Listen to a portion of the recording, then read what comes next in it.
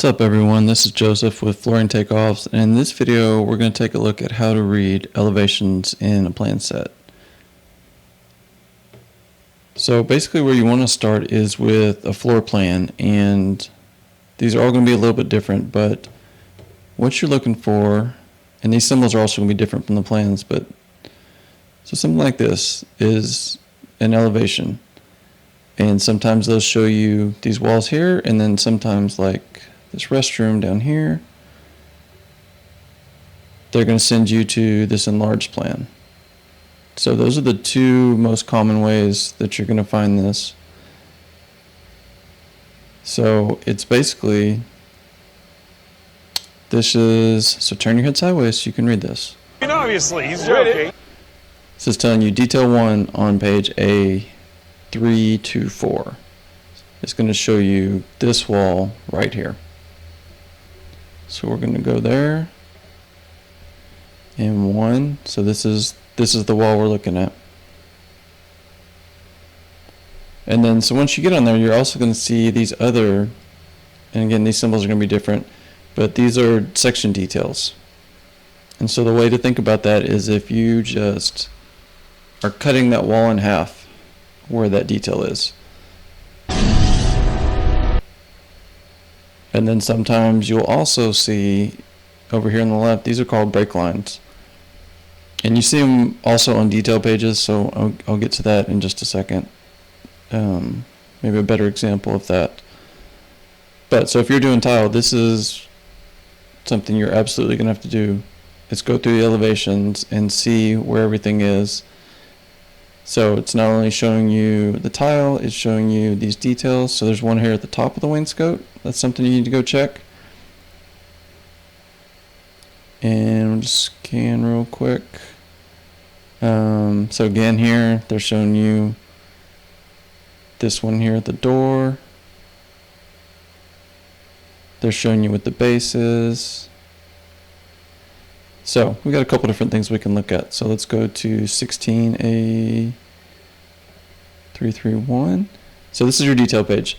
Not all plans are this nice where it's just all on one page. So this is actually a good set, which is why I picked it. But so we go to 16, and it's showing you the trim that's going on top of your wainscot. Maybe if we go to another page, it's going to have some different details. Okay, so we still have the 16 showing the top. This 17, see how this is going all the way top to bottom. So this is like if you're cutting the whole wall in half, it's going to show you what that looks like. This is if you're just cutting this top part in half. So if we go back to that page, 17. So it's showing us down here at the base, and then it's showing us up here at the top. So this is another example of a break line. And really what it's doing is just cutting out a big chunk of the wall just to be able to show you more detail. So this is actually like a 4-foot wall.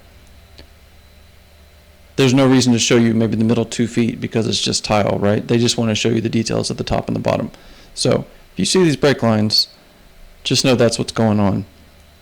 So that's something to pay attention to also if you're on, say if you have something going full height, and maybe you see one here off to the side or on your plan, double check that wall height with your reflected ceiling plan. Because usually, like I said, it's to be able to condense the drawing to fit more information on the page.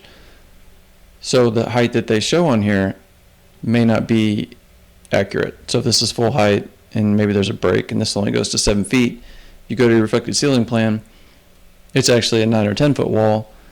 That's going to be a problem. So if you see that, just double check your dimensions.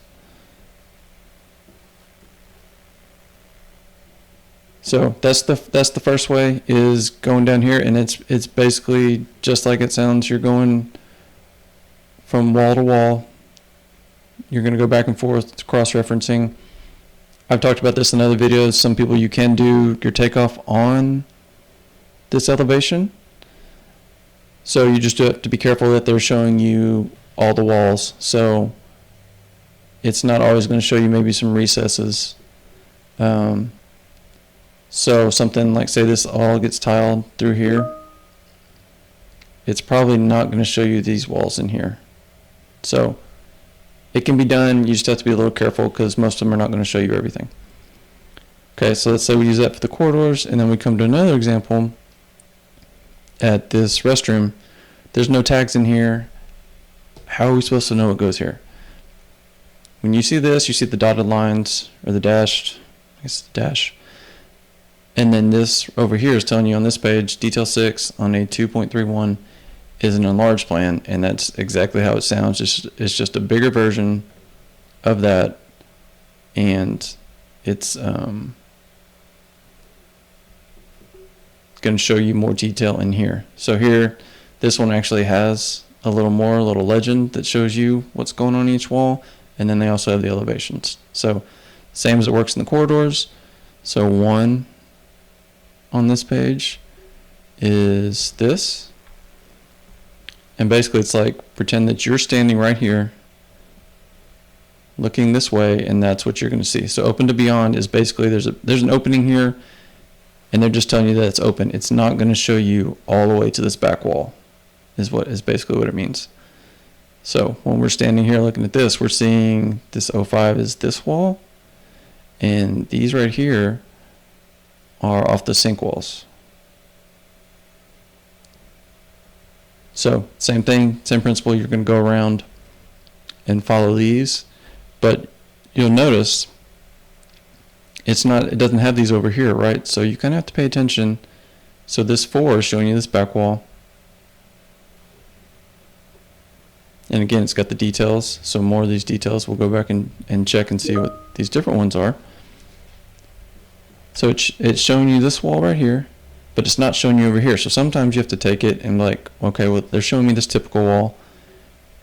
I don't have an elevation tag pointing at this wall, but I know that's that. So I have to figure it that way.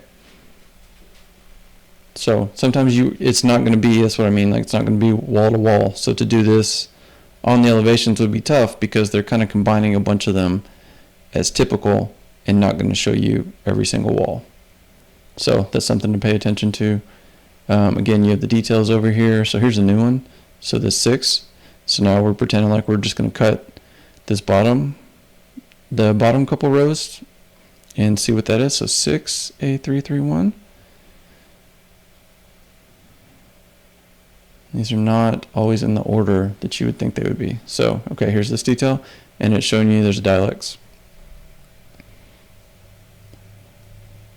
So you can kind of already tell there's a lot of back and forth. So on big jobs, it's going to be a lot of referencing back and forth between multiple pages. So here's another enlarged plan that shows you a few more walls, so I just wanted to show you. And again, so these look a little different, but the function is the same, where it's just cutting, pretend like you're just cutting the walls. I keep saying that, but that's how I look at it. So even here, so this is a good one. So 22. And again, so we have this open to beyond, right? So it's just saying there's no wall here, but I'm not going to show you the wall that's at the very back. So what that one is showing you is showing you here, this wall right here, and then you see this shower seat, so it's showing you into here. Now you also have this one next to it, and that's going to be the one that's going to take you all the way to the back. So 15.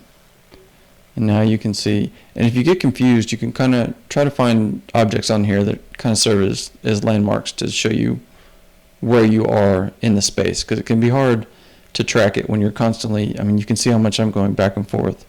So it can be hard to figure out where you are at all times. So we know the toilet's here. We know the sink is on that other wall. So then we're showing this back wall right here. So we essentially have these two right next to each other stacked. This one is not going to show you back this wall. You have to go to this one. So again, there's going to be a little bit of mixing and matching between elevations. So same thing, details here.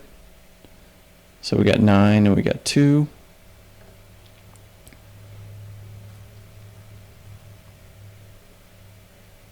Okay, so dialects again, and again we have this break. So like on the other one, they're just kind of condensing the detail to be able to fit more onto the page. And then here's another one. It's just showing you trim pieces.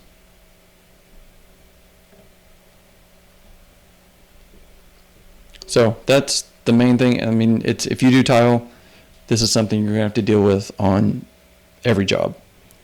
And this is the main, this is probably the easiest way to think about it, is if elevations, just think of elevations as walls. That's an easy way. Think of your cut sections as literally cutting the wall in half, and then your tags here are showing you the different walls, and kind of just work your way around. After a while you get kind of a system, and it's easier to kind of orient yourself inside of a room. So just pretend that you're, wherever your detail is, that's where you're standing. And then just kind of work your way around. So these actually go clockwise. So that's probably the easiest way, if they do it that way, is to just start here and then kind of work your way around. And I like to do that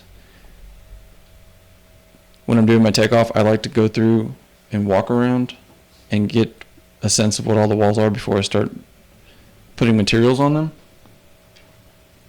You can do it wall by wall, so you could come in here and say, here's 14, I know what goes on there, I'm going to add that to my takeoff now, and then go wall by wall that way. I kind of like to get a sense of the overall space before I get in there and do that, but that's entirely up to you and whatever workflow you're most comfortable with. So that's a quick-ish video on reading elevations. If anybody has any questions, please let me know down below, and thank you for watching.